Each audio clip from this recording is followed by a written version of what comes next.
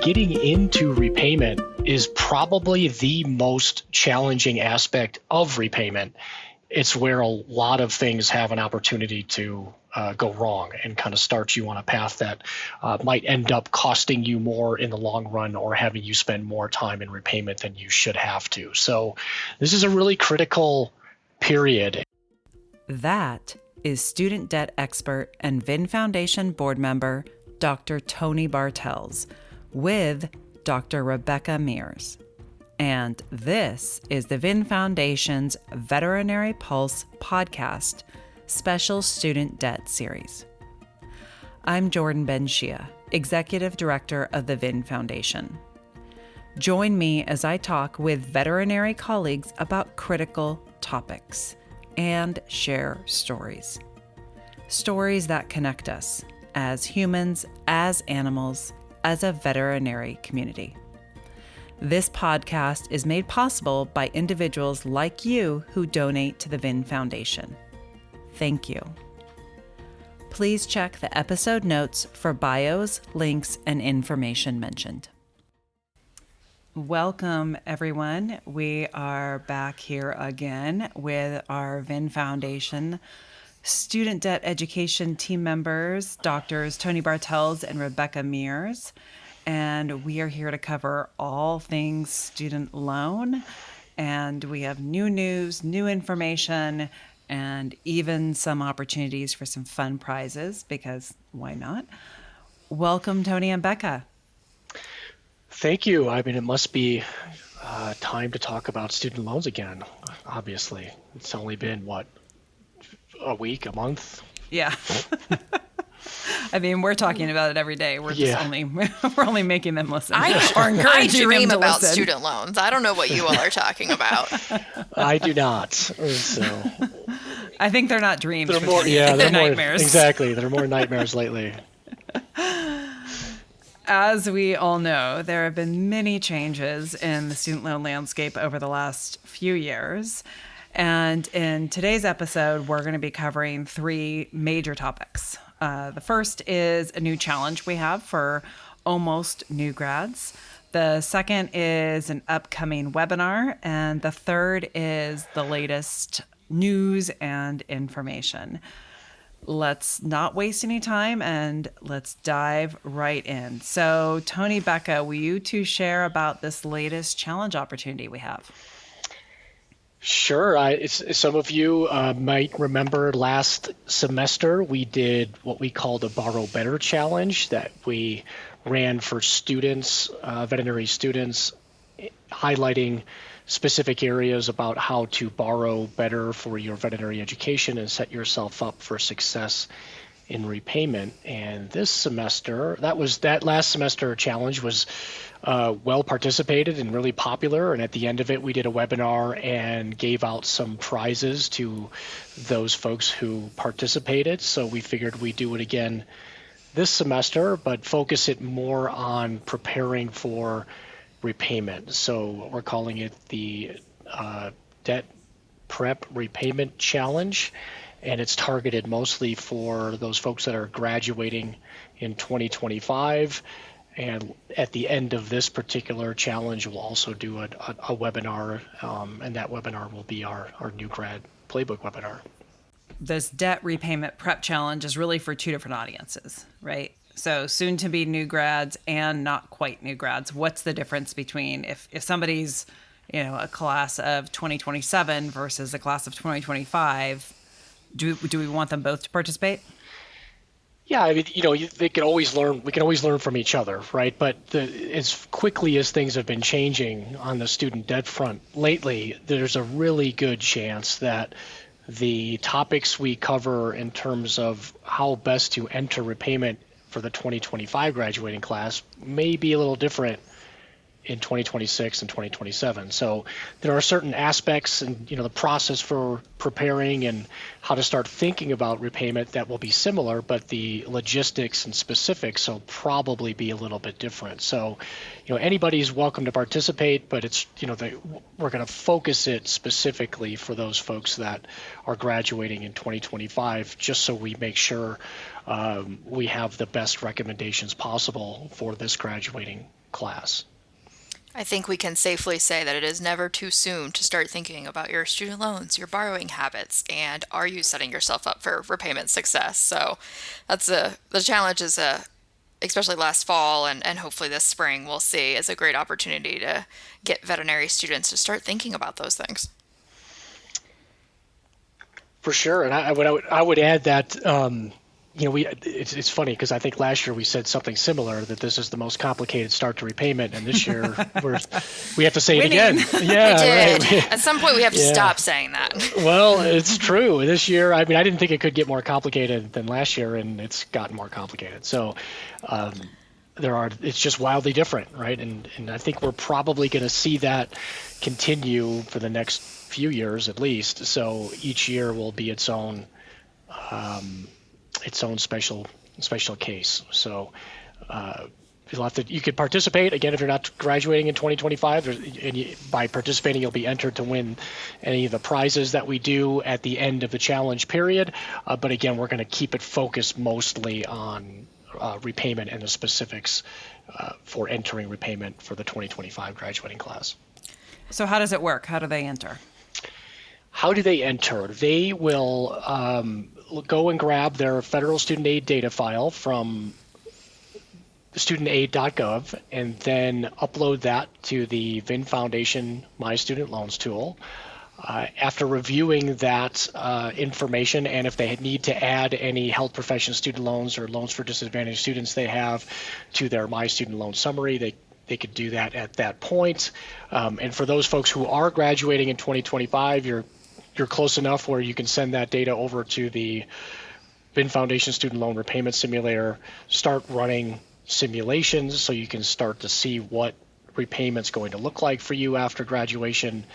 Grab a copy of that repayment simulation link and paste it into the Debt Repayment Prep Challenge message board area and answer some of the questions that we ask to include in that submission. So there are instructions on the Debt Repayment Prep message board post that will walk through exactly what you need to do and the questions you need to answer, in addition to the loan repayment simulation link that you'll provide.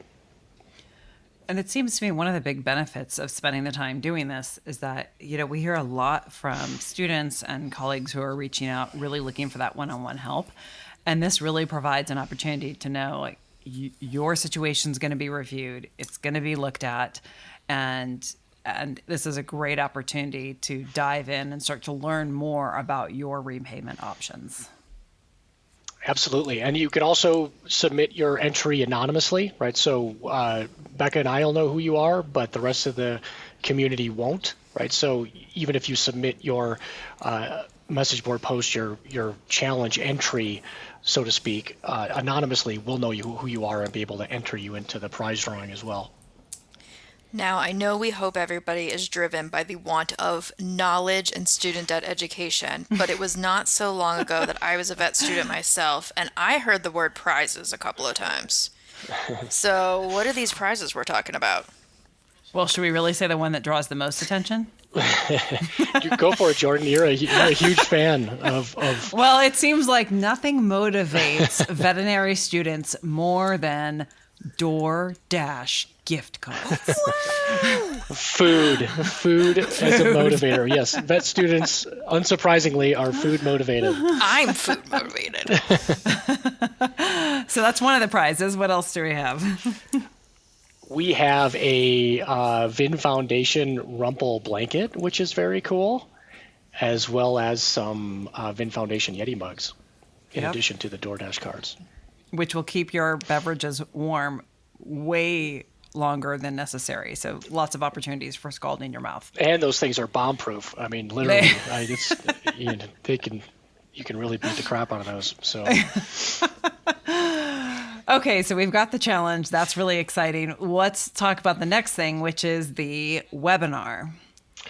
Right. So normally every year we do what we call the new grad student loan repayment playbook. And that is to make sure everybody is aware of anything that has changed or the specifics, unique to entering repayment for that particular graduating class. And as we've already mentioned, this year, the 2025 graduating class is going to face a repayment landscape that's like no other. And it's very confusing, more complicated to get into repayment. And unfortunately, as much as we try to simplify it, getting into repayment is probably the most challenging aspect of repayment, and it's where a lot of things have an opportunity to go wrong and kind of start you on a path that might end up costing you more in the long run or having you spend more time in repayment than you should have to. So this is a really critical period, and it tends to, well,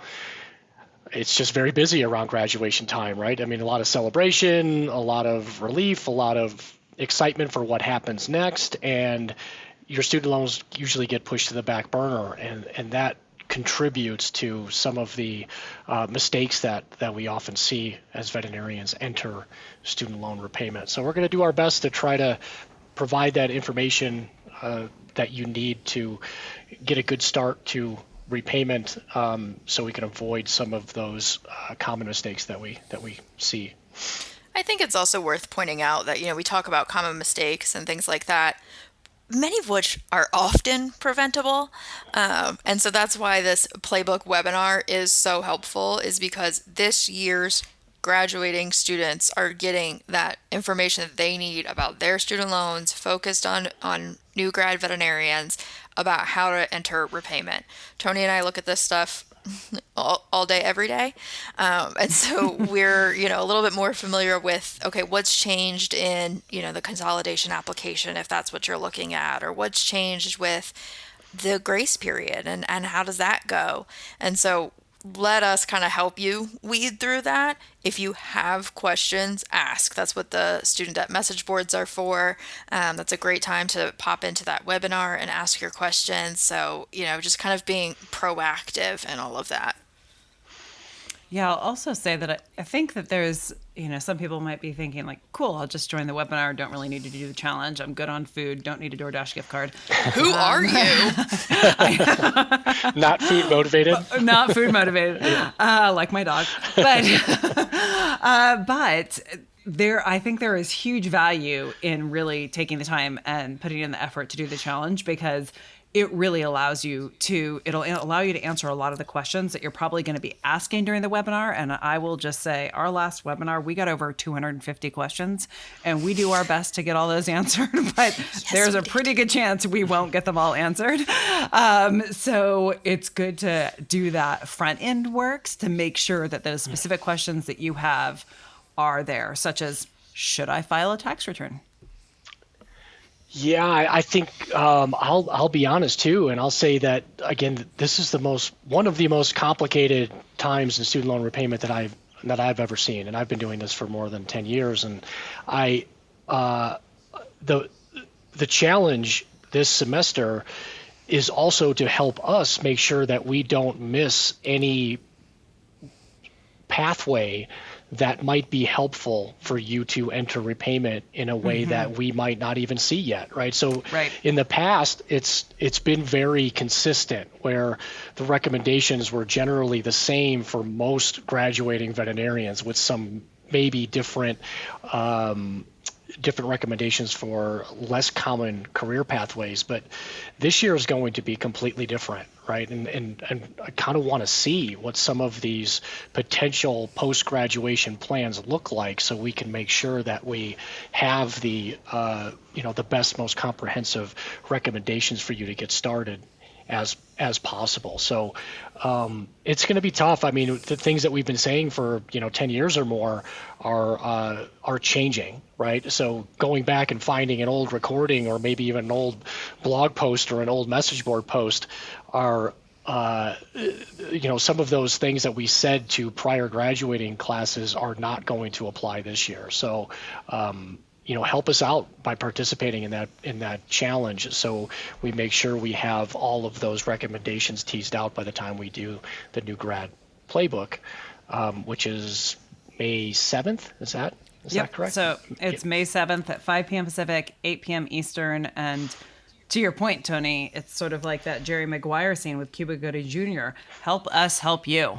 So Well, now you just dated yourself. myself. I realize that, and I'm okay with that. It's a solid enough scene that it's worth it. But really, our whole goal at VIN Foundation is to help all of you. Is for us to do the best job we can in helping all of you. So help us understand where are we failing, where we can improve, how can we best support you in these efforts. So help us help you. Jordan, you're now going to have a clip of that scene in the show notes for everybody to go check out. Obviously, we will do that, and then we'll also make a meme of it to encourage people to engage in the challenge.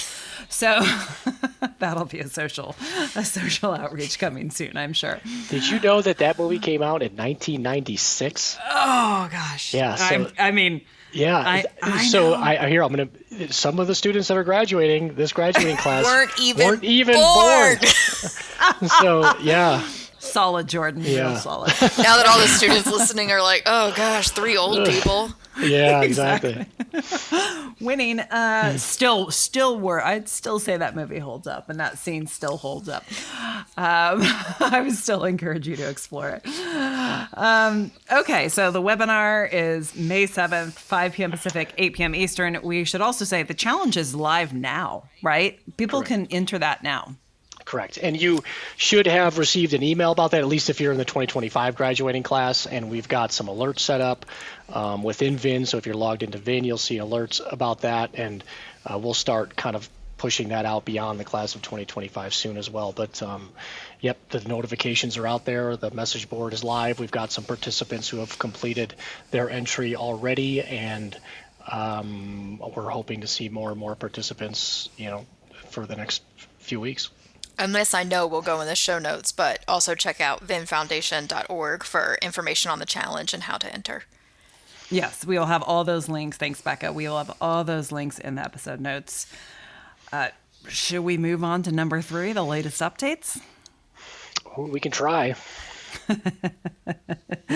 Don't worry. If we record it now, it'll just change by in 3 hours. End of day. Yeah. Okay, so what are the latest updates with student loans that we know here and now today? All right. Well, so the ones that I think at least stand out are they're starting to process income-driven repayment applications again, as well as public service loan forgiveness employment certification forms. So that's a good sign. They had been paused since February pretty much, when the most recent federal court ruling pretty much stuck a fork in SAVE. The incoming administration and their Department of Education decided to halt all income-driven repayment plan applications, and that created a bit of a mess. People that were running up against their recertification deadlines were being pushed out of, they were kept in the plans, but their monthly payments were increasing to, fixed 10-year plan amounts and things that were way higher than they had previously been paying. So that created some chaos for a while. We saw a lawsuit from the American Federation of Teachers filed, which poked the bear, so to speak, and the Department of Education went and revised some of the things that they were doing and started correcting some of those missteps in those recertification applications and pushing people out of those plans into higher monthly payments. That's still being corrected, right? So you may even still see some of that happening to your own loans. But it is encouraging to see that the applications are at least starting to be processed again. From some of the more recent information I've seen, it sounds like May is going to be when they're really going to ramp that up. Right now they're processing, I guess, what seem to be the quote easier ones to get out of the way. But then starting in May, they're going to start processing the applications for people who are trying to move out of SAVE and into a repayment plan that might help them receive income-driven repayment or public service loan forgiveness credit again. So that's I'm trying to think if there's any. I mean, there was some confusion too that popped up as part of that, where they were threatening to not allow married borrowers who file separately to separate their income from their spouse, but that looked like it was kind of an oops. So that happened last week, and then this week they said, oh no, we're going to let you separate your income from your spouse, but we're also going to count your spouse in the family size, which is kind of how the rules used to be before SAVE came on the scene. And now that is kind of indicative of the process to start unwinding what we've all come to know as SAVE and repay before it. That's a lot. That's a lot. And I know that a lot of it can just seem overwhelming, and we have a lot of blog posts that are really helpful and breaks down a lot of this information, and we will put those in the episode notes. Are there any other important changes? You really got to know what repayment plan you're using, right? So what are my loans look like now? So the student loan physical exam process that we preach. So grabbing your student aid data file, uploading it into the My Student Loans tool, looking at your current repayment plan.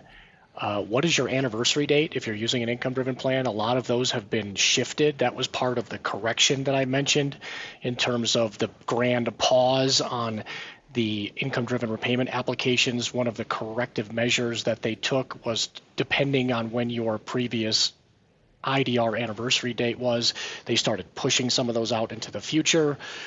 So you may have been required to update your income information recently, but that might have changed as part of these corrections. So you want to see what your anniversary date is when you're next due to provide your updated income. But also look at your IDR eligibility. We've got a tab in the My Student Loans summary page that will show you which other income-driven options you're able to use. So if you were in SAVE and you want to start looking at what's going to be next for you, it depends on which income-driven plans you're eligible to use. So we have developed what we're calling IDR profiles, and which combination of income-driven plans you're eligible for will determine what your IDR profile is. So you can start thinking about, well, if I can't keep using SAVE, what's my next move? Or if they dial back pay as you earn, what's my next move, right? So those are things that you're going to want to start looking at, and will also apply to the new grad class, right? So what's your IDR profile? Which options can you use as you're entering repayment? I do think it's also worth saying that, if you are one of those borrowers that had been using SAVE and you're in the forbearance now, that's not necessarily a bad place to be, right? I can say that that's where I am myself. That's where Tony and his wife are right now. And so there are reasons to stay in that SAVE forbearance. I think, a lot of what you hear on the news is like, oh, SAVE is dead, it's going away. And while yes, that is largely what it looks like is going to happen, that hasn't happened yet. And so making a move to a different repayment plan, if you are in that SAVE forbearance, may not be the best move just yet. Maybe at some point that is what happens. And so that's also just really important to understand what makes the most sense for you and your repayment strategy. Yeah, a couple of follow-up points on that. So we have seen some confusion around what status your loans are actually in. People who think that they're in the SAVE forbearance, but notice that they're accruing interest, which means they're probably not in the SAVE forbearance, right? So those are things you want to double check as well. And that's one of the good indicators to know whether or not you're truly in the SAVE forbearance or in some other status. Is if your loans are accruing interest, then you're probably not in the SAVE forbearance, right? So the SAVE forbearance is pretty unique in that everybody that actually was using SAVE when the court blocked it or had applied for SAVE and were able to get into that general forbearance shortly after the court blocked it, their loans should not be accruing any interest, which is why it's an okay place to be, right? Your loans aren't costing you anything. So it's not a bad place to be while we wait to see what is next, since you're not accruing any interest and no payments are due, right? You also don't earn any forgiveness credit during that time, but that's not as big a deal since the interest is shut off. Now, for some people that are hoping to get public service loan forgiveness relatively soon, then you may want to think about switching out of that forbearance because you can't get forgiveness credit while you're in that save forbearance. However, just know that changing repayment plans right now is probably going to take a little bit of time. Even if you submit an application today, right, it'll probably take at least a couple of months, if not longer, because of the huge backlog of applications that has built up over the recent, the recent confusion and pauses on processing those applications. And I think one thing that's really important, and we say this every Student Debt Series episode, but keep your contact information up to date. I know somebody who had an email that they were not checking regularly, and they changed the loan servicer on them, and they didn't see the email, and then it was marked as a late payment because they didn't see that it was changed, and so that's impacted their credit, and you want to make sure that your contact information's up to date and that you're checking all of those sources where the loan servicers, et cetera, might be contacting you to make sure that you are seeing any information that comes in. Yeah, it's great. It's a great point. And it just, again, kind of to follow up on that, even if you do everything right, there's a very good chance that your loan servicers are still going to screw something up. Right. Yeah. So you could still very well end up in those same awkward positions where a payment wasn't applied, or too much was deducted from your account, or your loans are marked in delinquent status and reported to a credit reporting agency. You just have to keep a close eye right now because there's just ample opportunity for mistakes, even if they're not your own. Right. But they can affect you in a number of different ways. Yeah. So colleagues can go for updates, look on our website, look at the episode notes. There will be a bunch of other links there, episode notes and links that are helpful, from blog posts to, previous podcasts, previous webinars, along with all the things that we've shared today. Is there anything else, Tony and Becca, you think our listeners need to know? We spent a couple of minutes there talking about what those that are currently in repayment can be doing now. I think it's worthwhile. We started off with our soon-to-be new grads. I think it's worthwhile to take a few moments to talk about some of the things that they can be doing as well. The challenge is a great opportunity, right? But there's even things beyond that of, you likely have some upcoming expenses, moving, getting your veterinary license, various other things. Start thinking about those now, and what that looks like as far as how much money you have currently and what those expenses are going to run you, and do those things match, right? There's still some time to do different things with your student loans while you're in the semester if need be, and we're happy to answer those questions. But I do think that is something to put on our soon-to-be new grads radar. Yeah, and you're going to start to get a lot of information probably either from your school financial aid office, or you might even see something from the Department of Education completing exit counseling.